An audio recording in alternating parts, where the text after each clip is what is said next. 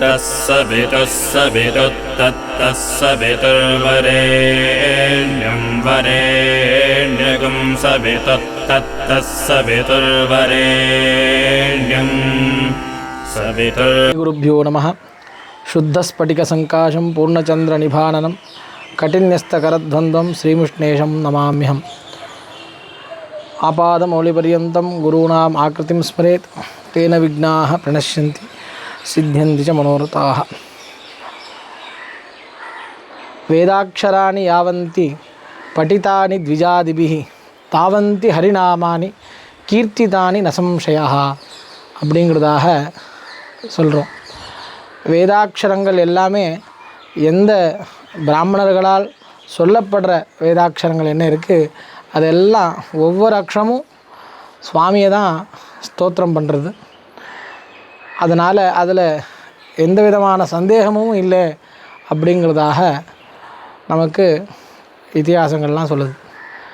வேதாட்சரம் எல்லாமே சுவாமியுடைய நாமங்கள் தான். ஒவ்வொரு அக்ஷரமும் நம்ம கேட்குறது ருக்வேதம், யஜுர்வேதம், சாமவேதமாக இருக்கலாம்.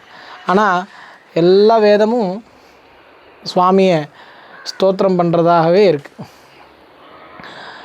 அப்பேற்பட்ட வேதத்தை நம்ம பிரதிநித்தியமும் சிரவணம் பண்ணணும்.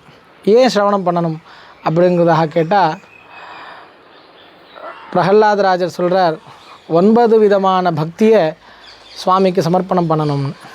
ஸ்ரவணம், கீர்த்தனம், விஷ்ணோஹோ ஸ்மரணம், பாதசேவனம், அர்ச்சனம், வந்தனம், தாஸ்யம், சக்கியம், ஆத்ம நிவேதனம்னு கடைசியில் தன்னைத்தானே அர்ப்பணம் பண்ணிக்கணும் சுவாமிக்குன்னு 9 விதமான நவவித பக்தின்னு அந்த பக்தியை உபதேசம் பண்ணுறார். அதில் முதல் பக்தி ஸ்ரவணம். ஒரு சுவாமியை நாம் ஸ்தோத்திரம் பண்ணணும், அவரை தியானம் பண்ணணும்னா அவனை பற்றின மகிமைகளை முதல்ல நாம் தெரிஞ்சுக்கணும். இப்போ நம்ம லௌகிகத்தில் ஒரு டாக்டர்கிட்ட போகிறோம், ஒரு இன்ஸ்டியூஷனில் போய் சேர்றோம், ஒரு காலேஜ், ஒரு ஸ்கூலில் போய் சேர்றோன்னா அது ஸ்கூல் எப்படி இருக்குது, அந்த காலேஜ் எப்படி இருக்குது, அந்த டாக்டர் எப்படி எவ்வளோ பேருக்கு ட்ரீட்மெண்ட் பண்ணியிருக்கா, அந்த அவருடைய இதிகாசங்கள் என்ன அப்படின்னு நம்ம தெரிஞ்சிக்க விருப்பப்படுறோம். ஏன்னா அங்கே போனால் நமக்கு சரியான ஒரு தீர்மானமாக நமக்கு நம்மளுடைய வியாதி சரியாகணும் அப்படிங்கிறதாக ஒரு நம்பிக்கை இருக்கணும். அந்த காலேஜில் சேர்ந்தால் நம்ம குழந்தை நல்லா படிப்பா, அந்த ஸ்கூலில் சேர்ந்தால் நமக்கு நல்லா படிப்பு வரும் அப்படிங்கிறதாக ஒரு தீர்மானம் வரணும்னா அதோடைய விசேஷங்களை நம்ம தெரிஞ்சுக்கணும். அப்படி ஒருத்தர் மேலே பக்தி வரணும்னா அந்த சுவாமியுடைய விசேஷமான மகிமைகளை முதல்ல சிரவணம் பண்ணணும், கேட்கணும். கேட்டால் தான் அந்த சுவாமி மேலே நல்ல விதமான ஒரு பக்தி அபிப்பிராயம் பக்தியாகி அந்த பக்தி அவன் மேலே விசேஷமாக அந்த ஆத்ம நிவேதனம் வரைக்கும் கொண்டு போய் விடுறதுக்கு முதல் படி ஸ்ரவணம், கேட்கணும். அதுவும் வேதத்தை ஏன் கேட்கணும்னா, விஷ்ணு வேத பாராயண பிரியன், அபிஷேக பிரியோ சிவா, அலங்கார பிரியோ விஷ்ணுன்னு கேள்விப்பட்டிருக்கோம். மத்வ மதத்தில் வந்திருக்கும்படியான வாதிராஜ தீர்த்தர்னு ஒரு பெரிய மகான், அவருடைய கீர்த்தனையில் சொல்லார், நாராயண நினைனே மனவே நாராயண நினை வேத பாராயண பிரியனான்னு. சுவாமி வேத பாராயணத்தில் இருக்கும்படியான சந்தோஷம் வேறு எதுலேயுமே அவனுக்கு சந்தோஷம் இல்லையாம். 3 விதமான ஒரு ஹீலிங் தெரப்பின்னு நம்ம சொல்கிறோம் இல்லையா, அது 3 விதம் நம்மளுடைய எல்லா விதமான பாபங்களையும் போக்கக்கூடியது அப்படிங்கிறதாக சொல்கிறா.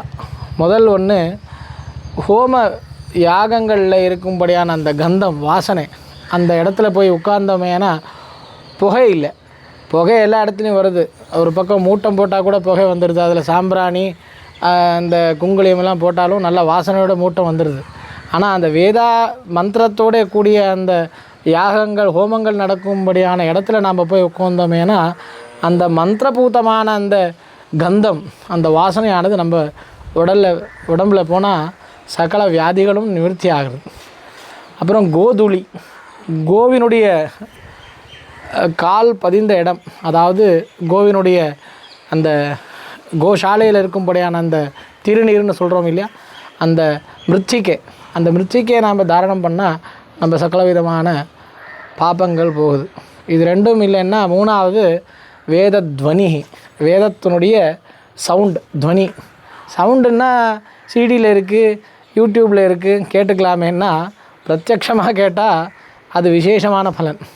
வேறு வழி இல்லைன்னா அதுக்காக சிடி, யூடியூப்பு, இன்ஸ்டாகிராம்லாம் வந்திருக்கு, நம்ம ஃபோனில் கேட்டுக்கலாம். ஆனால் பிரத்யக்ஷமாக எங்கே வேதம் சொல்கிறா, எங்கே வேத பாராயணம் நடக்குது, அந்த இடத்துல போய் நம்ம உட்கார்ந்து அந்த வேதத்தை சிரவணம் பண்ணோமே ஆனால் நம்மளுடைய சகல பாபங்களும் பரிகாரமாகுதுங்கிறதுல எந்த விதமான சந்தேகமும் இல்லை. ஏன்னா அந்த வேதத்தில் வரும்படியான ஒவ்வொரு அக்ஷரமும் ஹரியனுடைய ஒரு மகிமைகளை சொல்கிறது. அப்பேற்பட்ட வேதத்தினுடைய சிரவணம் நம்மளுடைய சகல பாபங்களை பரிகாரமாகுது. எங்கே பாபங்கள் பரிகாரமாகுதோ அங்கே புண்ணியங்கள் தானே வந்து சேரும். புண்ணியத்தை தேடி நம்ம போக வேண்டியதில்லை. அந்த வேத அக்ஷரங்கள் என்ன தேவதைகளுடைய சாநித்தியம் அந்த வேதாட்சரத்துடைய துவனியினால் வருது. அந்த சாநித்தியம் அந்த இடத்துல ஒரு நாம் ஆற்றுலேயும் சுவாமி சந்நிதி வச்சுருக்கோம், ஒரு சுவாமி படமோ சுவாமி பெட்டியோ வச்சுருக்கோம். ஆனால் அங்கே இருக்கும்படியான சந்நிதியை காட்டிலும் தேவஸ்தானங்களில் இருக்கும்படியான சன்னிதானம் ஏன் ஜாஸ்தி இருக்குன்னா, பல வேத விற்பன்னர்கள் அங்கே வந்து வேதங்களை அத்தியனம் பண்ணி வேத கோஷங்கள் பண்ணி அங்கே பிரதிநித்தியமும் அபிஷேகம் ஆராதனைகள்லாம் நடந்ததுனால அந்த இடத்துல விசேஷமான சுவாமியுடைய சன்னிதானம் இருக்குன்றது நம்ம எல்லோரும் தெரிஞ்சுட்டு இருக்கோம். இது நம்ம தனியாக ஒன்றும் நம்ம சொல்ல வேண்டாம். அனந்தம் விஷ்ணு சந்நிதம்னு நாம் எந்த இடத்துல ஒரு நல்ல காரியம் பண்ணோமே ஆனால் அந்த இடத்துல விசேஷமான பலன் கிடைக்குதுன்னா ஒன்று கோஷாலையில் பண்ணலாம். ஏன்னா கோவிந்தனுடைய நித்திய சன்னிதானம் இருக்கும்படியான இடம் கோஷாலை. அதை விட்டால் வேத துவனி எங்கே ஒழிச்சுட்டே இருக்கோ அந்த இடத்துல இருக்கும்படியான சன்னிதானத்தில் நம்மளுடைய புண்ணிய காரியங்களுக்கு பல மடங்கு புண்ணியங்களை தரக்கூடியது. அப்பேற்பட்ட வேத பாராயணமானது பல வருஷங்களாக நம்மளுடைய கோ சம்ரக்ஷணா ட்ரஸ்ட் மூலமாக நம்ம குருபிரசாத் சார் பண்ணிகிட்டுருக்கார். ரிக்வேதம், யஜுர்வேதம், சாமவேதம், அதர்வண வேதம், இந்த 4 வேதங்களுடைய பாராயணம் விசேஷமாக பல வருஷங்களாக நடந்துட்டுருக்கு. எல்லாரும் அந்த சந்தர்ப்பத்தில் அந்த இடத்துல கலந்துட்டு அனாயாசமாக 4 வேதங்களுடைய சிரவணத்தை நமக்கு ஏற்பாடு பண்ணி கொடுத்துருக்கா. அப்பேற்பட்ட ஒரு விசேஷமான அந்த வேத சம்ரக்ஷணையில் நாமளும் நம்மளை ஈடுபடுத்திட்டு அந்த வேதாட்சரங்களை சிரவணம் பண்ணிட்டு சுவாமியுடைய அனுகிரகத்துக்கு பாத்திரராகணும் அப்படிங்கிறதாக பிரார்த்திக்கிறோம். ஸ்ரீகிருஷ்ணாய நமஹ. वरेण्यं वरेण्यगुं सवितः सवितुर्वरेण्यं भर्गो भर्गो वरेण्यगुं सवितः सवितुर्वरेण्यं भर्गः वरेण्यं भर्गो भर्गो वरेण्यं भर्गो